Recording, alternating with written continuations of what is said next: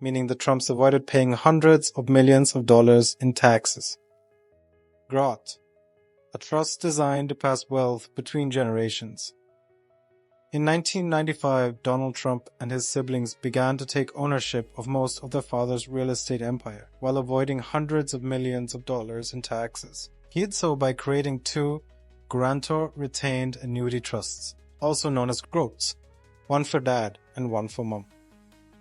Taxes are paid based on the final value of the GROT, and this gave the Trumps every incentive to lowball the value of the assets.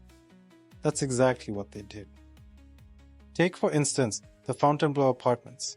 In 1982, the Trumps valued the 164-unit complex at $15.3 million. But for the purposes of the grad, they said it was worth just $2.9 million.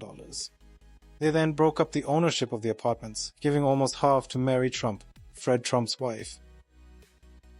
This allowed them to tell the IRS that Fred Trump, who had exercised iron-fisted control over every brick of his empire for 70 years, was a minority owner with no real say over his buildings.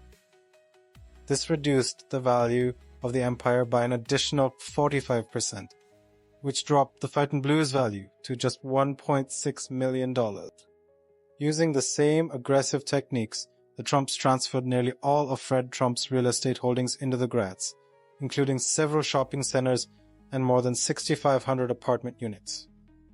The siblings bought the assets with money from their father's businesses, and mom and dad gave them the rest.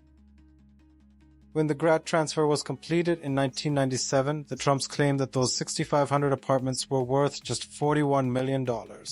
8 years later, the same property sold for more than $670 million.